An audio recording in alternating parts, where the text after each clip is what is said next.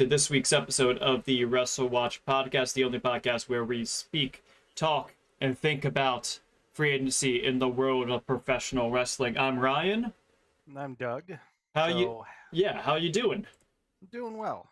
Just getting ready for the holiday. So I think we wanted to do a quick hitter with this to kind of go over some updates, just because there's been a whole lot of crazy updates lately, but there's been a few things to talk about. Yeah. So, in particular, as you see right there, the image of Matt Cardona, if you are watching along to the podcast right now on YouTube, he's kind of been the bigger thing, I suppose, of what's going on recently in free agency. There hasn't been a lot of talk this month, though, although there were some updates today on some people that we're going to have to cover next week, I think. Yeah, we'll definitely do that. After the holiday, I think it would probably be a better time. But real quick, just for those people who don't know, this is the WrestleWatch podcast. You could follow us on the WrestleWatch YouTube channel where we stream the show live every week, or you could find us on your podcast catcher of choice. You can follow us on Blue Sky and X where we post updates, including our meticulously curated WrestleWatch tier list. Mhm. You could also find us on Substack for long-form articles where we analyze the likelihood of talent leaving, joining, and of course jumping between various wrestling promotions, with a special focus on WWE, AEW, New Japan, and Stardom. Yeah, we just had another article from podcast guest Luke that was posted last week, which was his exit review on what we learned from the Motor City Machine Guns, and then going to WWE. It was kind of a companion, I guess, to our last episode that we got to do, where we talked about just what is AEW looking for and positioning themselves in the free agency market, and we were seeing what is it that maybe WWE could be offering people other than money right now and prestige. Yeah, and I think that that's kind of the big thing that has always kind of been the story that I think a lot of people don't talk about, is that AEW has largely been a promotion that's not been afraid to outbid for people that they really, really want. Mm-hmm. And WWE's kind of been this company that we always kind of saw it as, I don't want to say lowballing, but they were, they didn't necessarily want to have as much cash value on talent because they were trying to control their labor budget. They're a publicly traded company. I understand that, but it does seem like things have shifted around a little bit, and WWE is opening up the pocketbook a bit more. Yeah. So how about we start off with just looking at the tier list from last week. If anybody wanted to see where things were the last time we did the podcast, this is what the tier list looked like. Of course, if you're listening to the audio version, it doesn't matter because this tier list is going away in 3, 2, 1. First up, we're going to be talking about Matt Cardona here. He's had a little bit of an interesting time with us on WrestleWatch. Just to recap people, he was previously on our tier list earlier this year, dropping off in July after the rumor mill cooled off on him potentially jumping back to WWE. Now the possibilities have shifted to him going to AEW or Ring of Honor. Prior to his unsuccessful challenge for the Ring of Honor Men's World Championship this weekend against Chris Jericho at the legendary Hammerstein Ballroom, Cardona had been appearing on AEW television, having matches and promos, and seemed to be quite over with the crowds, it seemed, with the live crowds. He even has a shirt again sold by the promotion with the ROH logo to boot. Both Fightful and Wrestling Observer have reported they do not know whether Cardona is signed to AEW or ROH. So, Doug, how are you feeling about Matt Cardona? Do you think it's time for us to put him back on the WrestleWatch tier list? I do. I mean, because let's be honest here. I mean, anytime someone gets put into a high profile main event slot, even if it is on ROH, with one of the promotions that we follow, you have to at least ask that question. And obviously, with Matt Cardona, I think that at the very least, he's someone we need to be keeping an eye on at the moment. Because, on full disclosure, I am pretty much caught up on everything ROH and AW, but I have not watched anything from Hammerstein. So I have not watched Final Battle. I have not watched Collision, and obviously I haven't watched the Dynamite that taped last night. But so I still got to go through all that. So I'm actually still pretty spoiler free. I'm not trying to be spoiler free. I mean, I'm not like actively avoiding spoilers, but I just at this time. I only heard a few things here and there. Yeah. Obviously, Matt Cardona did not win. Yeah. So I know that much. But that I don't think that necessarily matters. I think that he's someone that someone is going to pick up, but I guess it is a question of does he? I think he knows his value at this Yeah. point. Yeah, I think that he's figured out his space in the indie scene, and he's kind of run his gamut of specifically GCW as a territory. I feel like at this point, but so he's definitely. It was very interesting to see. I believe that they were doing shows in like Missouri, maybe, and he was appearing live with AEW, and the crowd was so like just spellbound by him, and they were really behind him. It was pretty. I was a little bit surprised because he hasn't been on the national scene for a little bit now. He's just been mainly doing the indies, and he did have that match with Adam Copeland earlier this year, but then he just kind of, went away from the national spotlight. So I was a little surprised, to be honest, that he was that much over with the local crowd there within AEW. But at the same time, I think that maybe it is time for him to start looking at maybe signing back with a long-term contract with a top-tier promotion again. I'll be honest, I completely forgot about that Copeland match Mhm. until you just said it now. Yeah, that was interesting because I suppose it was mostly just because they're friends and they were like, let's have fun, let's have a match. Yeah, and here's the other thing about that. That kind of hammers home the point, though, that just because someone got put in a high-profile position, and once again, it's ROH. Yeah. We don't even know what ROH is at this point. Well, We've been saying that for a year. Yeah, it does seem like there was like something maybe from the Fightful Q&A or from Sean Ross Sapp's server that he did say that he knows that ROH does have a TV contract, but he doesn't know any more specifics, or he's not reporting any more specifics than that. But yeah, ROH has been in a little bit of a flux state for most of this year, it feels like. I'd say it's the last 2 years. Mm-hmm. Like, I think since it's like, when did he buy ROH? That was like beginning of 2 years ago now. Yeah, it was January of 2 years ago. Yeah, so like, yeah, I'd say almost from the beginning. Like, yeah. I honestly, I'll say this: once they started doing weekly TV, that's when it changed. That's when it changed, because then it's like we saw it. And it's like, okay, this is what this is going to be, and it wasn't anything particularly great. Yeah, it was like the first year was like, we're gonna do these pay-per-views, one of which was already kind of like booked pre Tony owning ROH. And there just is the pay-per-views. There is no other weekly programming, nothing. That was the year with like the Briscoe brothers FTR trilogy of matches. Which they should have kept it that way, honestly. I think just like having ROH be like this quarterly thing that popped up, I think that would have been pretty cool, because then it would just be like the new PWG, which has gone. Yeah. So we would just have like those hot, cool promotion that you would see a really great dream show. Yeah, I would say that when you get to watch Final Battle, I think you'll notice that the booking of the card feels a lot. It's like not a lot of the matches are for titles, but a bunch of the matches feel more in that mold than it does feel like this is just like the random people from AEW that we don't have anything for. Like there's a match, there's Atlantis Jr. versus Mansoor, which is kind of like, cool, you brought Atlantis Jr. back over for this match. Or you have who was it? Shibata faced Tommy Billington, for example. And just like these kind of like fun matches that you wouldn't have seen anywhere else, that are just for the people that are hardcore fans that want to see these people have 20-minute matches, Yeah. And so based off of that, I know for Matt Cardona, I think that he should go back on the tier list. Yeah. I don't know that he necessarily needs to be that high, because as we already said, this is not the first time he's come to AEW and done a match.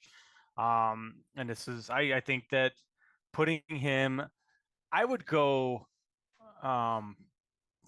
safe stay for right now. Okay. I would lowest, but I'm putting him on there. I was feeling, I think before the ROH show, I was feeling kind of a toss-up feeling about it. Since watching it and seeing, everything since then, I feel like putting him down in the safe side of the tier list is the right call.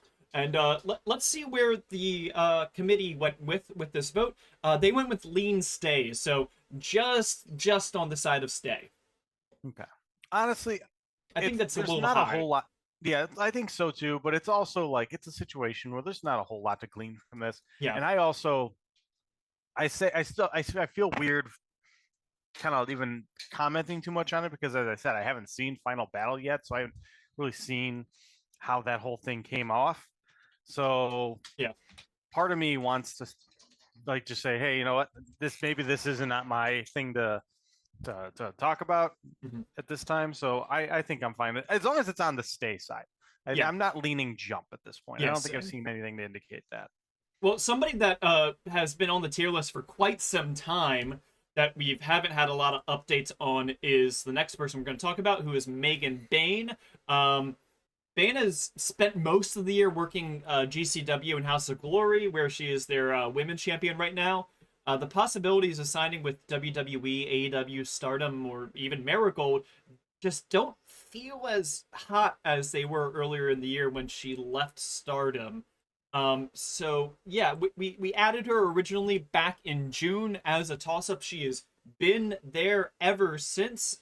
Doug, I think this is the one that you nominated for a temperature check. Is that right? Yeah, I think it was time to kind of touch base with her. Because here's the thing. Um, she's as a toss up. I still think she's a toss up, but I also wanted to like kind of talk about this a little bit because I think it's a situation where, after a while, the longer and longer she goes without actually uh, getting a contract, the less likely that she's going to go somewhere Mhm. and might just be sticking around for a while. And for that reason, I think that she is someone that's worth talking about. I wanted to see what other people thought because I think she's still a toss up. I went to GCW. Was it this month? Yeah, it When? was this past Yeah, month. yeah. This past just a couple weeks ago, and uh, I noticed that she won, uh, which is interesting given the current state of AEW and GCW and how they're kind of working with each other. So Mhm. that's notable. Yeah. Maybe it doesn't mean anything at all, but I noted it. Um, so I think that based off that, I'm still saying toss up, but if someone wanted to go closer to the stay side, I would not be opposed to it. Yeah, I was kind of leaning towards just bringing her down a tier or two into the stay side just because it feels like the heat of the hot stove is kind of cooled down. Things have cooled down a little bit of the possibility of her going to one of the a major promotion or even Marigold for that matter, um, as a long term signing because that was the big thing when Rossi started Marigold was well Bozilla seemed like his backup plan of that kind of prototype of a wrestler. And so people were kind of speculating maybe she's going there at some point. Yeah, I just feel like the heat is there's been no news, you know? Yeah. So I wouldn't be surprised if the committee goes with putting her down a few tiers just because it's been since June that we've really talked about her. I do think it is like a lot of people talked about the idea that like, she is essentially someone who is supposed to have the spot that Camille's in right now. That's another theory that people have. Yeah. Yeah. And I think it's interesting. I mean, I don't know if they're connected at all, but I think it's interesting that Camille has just kind of basically vanished. Yeah, it might be like they're waiting until after this pay-per-view cycle and Continental Classic is just taking up so much air. It's like that and the build to Wrestle Dynasty are a big combo of like taking up so much space on AEW programming right now. Or she's gonna pop up at Wrestle Dynasty or World's End Yeah, and I don't know, cost I don't think it'll do cost her the title. That'd be kind of yeah, crappy, but yeah, just yeah. something happens. I have my own thoughts about I don't really love the story that they're telling other than just it's like Stat and Mercedes put on a good match so let's do it again and I'm not a fan of Statlander being like if I win the title I'll be a good person again. I'm like I don't like how that worked but so I'm not sure if Monet is gonna lose the title, in which case then yeah, the theory about like maybe Camille will show back up to cost her the title, I'm not sure about either. But I Yeah. think that Camille will come back once the like things have settled for they can reset after the Continental Classic is over. But yeah, with Megan Bayne, I can see that theory being possible. I see the theory of her being Godzilla in Marigold's spot also possible. She just kind of I don't like there was not a lot of info of what really happened with her contract stuff, and she seems to be doing fine with just sticking around on these indies. Yeah, I think so too. So for that reason, what does the committee think?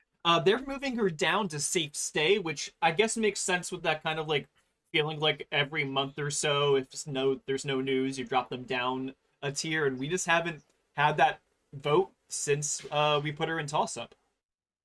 I think that's a little low for me. I think that's low too. Yeah. Yeah.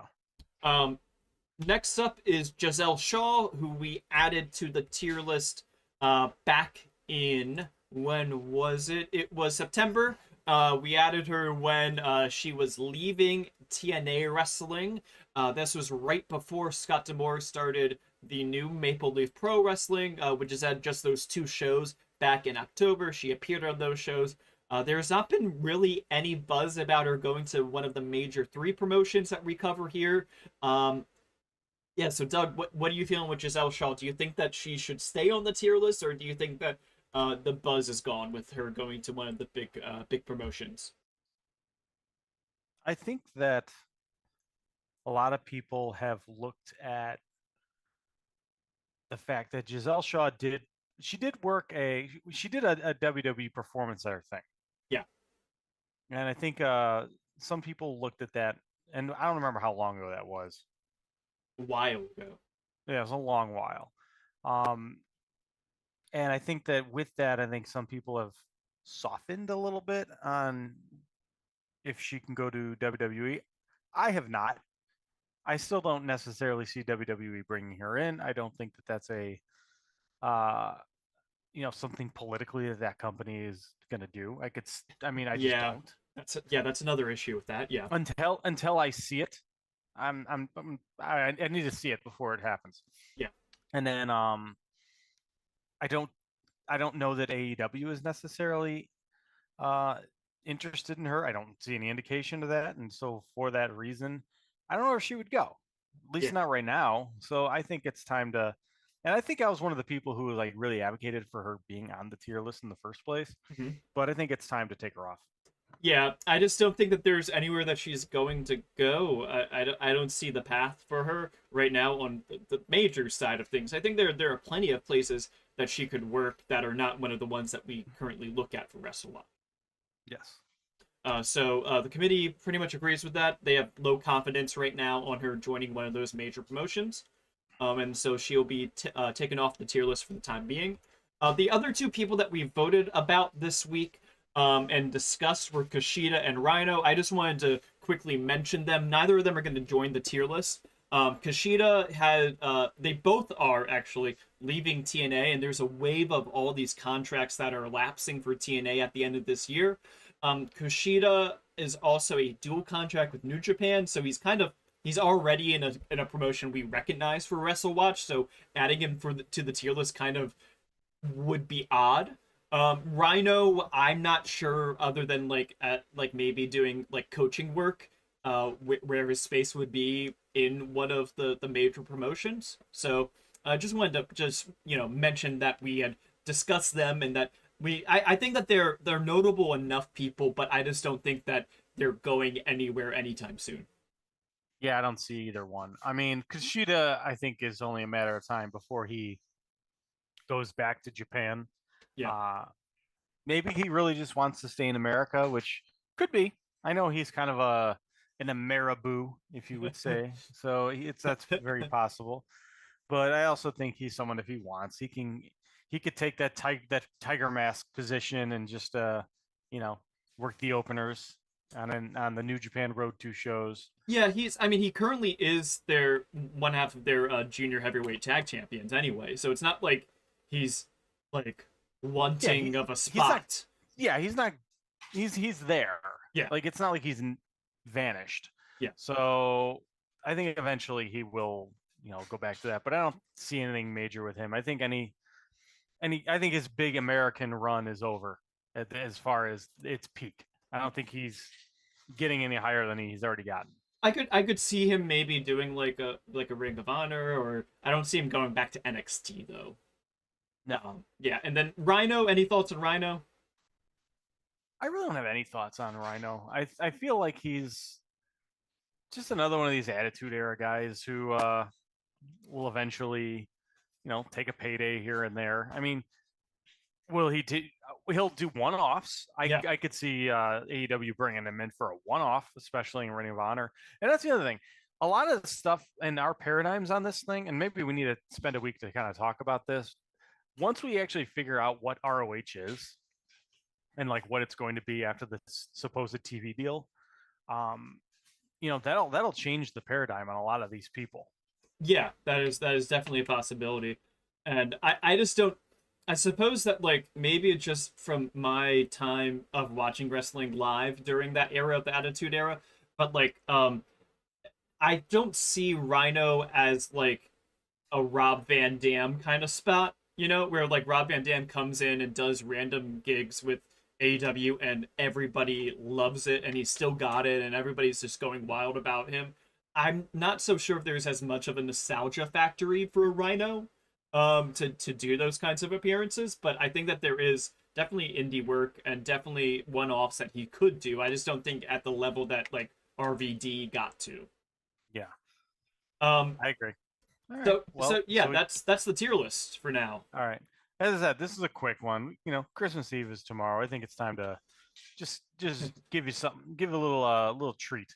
Yeah, so if we wanted to go through and speak of who is on the tier list currently, Uh, up in the safe jump tier, we have Hikaleo, Penta El Zero Miedo, and Spaceball, Speedball, Mike Bailey. It sounds like Penta is getting those like little promo vignettes are starting on WWE TV for him, so he might yeah, be. he'll be moved off soon, I Yeah, imagine. yeah. Yeah. At first I thought you were going to say Space Monkey. I was like, wow. Yeah, Do they're joining soon too. Yeah. you remember Space? Do you remember Space Monkey? No. I thought Space you were talking Monkey. about the tag team, but that's Daisy Monkey. No. Space Monkey he was an indie wrestler and like he's still around. I feel like he was, but I think after COVID he kind of vanished. But he was just like a monkey with a banana. That was his thing. He was in a spacesuit. uh, well, Okay. Anyway, it's weird tangent. Anyway, likely jump. I'll move on to that. So we have Michael Oku, Ray Phoenix, Jordan Grace, Ricky Starks, and Viva Van. I think two of those might be moving down next week, but we'll see if they get brought up. Okay. I think Oku and Ricky Starks might be moving down. Um, Lean Jump, we have Zilla Fatu, Ninja Mac, friend of the pod, and Josh Alexander. And then for toss-ups, we have Danhausen, which another one who's probably going to have a little talk on. Oh yeah, Mina Shirakawa, and then Beth Phoenix. yeah. I think Danhausen's. I don't think he's gonna drop off the tier list, but I think he's gonna be dropping a lot down. Yeah. Lean stay right now are Joe Hendry, Alex Windsor, Leon Slater, Samantha Irvin, Indy Hartwell, Tegan Knox, and the newly added Matt Cardona. Likely stay, we have Sami Zayn, Thekla, AJ Styles, Mustafa Ali, Dragon Dia, Kofi Kingston, Xavier Woods, Mayu Iwatani, and Dustin Rhodes. And Dustin Rhodes is probably off the tier list next week. He just tweeted out that he's re-signed with AEW. Oh, look at that. Yeah, big long-term re-signing. It was a very thoughtful post that he made too. So we'll cover that next week on the pod. And then down in the safe stays, it's my girl Sari, your girl Utami Hayashishida, Hook, Street Profits, El Hijo del Dr. Wagner Jr., Becky Lynch, Baron Corbin, Kevin Owens, Shinsuke Nakamura, and now Megan Bayne. Are we excited for Sari and Utami? Ooh. I'm very intrigued how that's gonna go. I think Utami has to win, right? Like, I mean, is this Saray leaving the territory? I think it's time for her to leave the territory, and I think that she would definitely have a space if she wants it over back in Stardom. I think that she should. I think that she needs to broaden her horizons a little bit beyond Marigold. Uh, I mean, she already does everything. You know, she wrestles everywhere that she wants to, but I think that she could have a humongous spot in Stardom, doing shows. Like, she should be at the Tokyo Dome. You know, like she should be on like the Wrestle Dynasty card or the Wrestle Kingdom card, but she's not. And I feel like that's like the biggest name. She's probably going to win like most people's women's wrestler of the year. You know, and she's just being an indie act essentially in Japan. So it's kind of crazy. But I think that it's Utami's time to have that title so that they can move forward with whatever Marigold will be next. If it will be something. yeah. um, but I think also next week we're going to, if we have the time to do the podcast next week, we're going to be talking about our predictions, our bold predictions for 2025. And I think that we'll have some fun about what we're going to predict that's going to happen with 2025, who might move, who might stay, what might happen in the general business landscape of professional wrestling. We also have coming up some awards for WrestleWatch. We'll be doing an award show at the beginning of January because we like here to let the entire month of December exist before we do awards. So we have awards for that. We also might be doing a collaborative episode with our friends at the Sicko Combat Club for just general wrestling awards as well. So stay tuned in January for those. Next week, it seems, we will be back with our predictions for next year and some updates about Danhausen, Dustin Rhodes, and whoever else you want to cover. I think that all sounds like a plan. I think we'll definitely have time for this stuff. So that's good. Yeah. All right. Well, thank you all for tuning in to this quick episode of the WrestleWatch podcast. Thank you all for tuning in to us all year. It's been a treat to be doing this podcast for all of you, and we hope that you have a safe and happy Christmas and holiday season. All right. Thank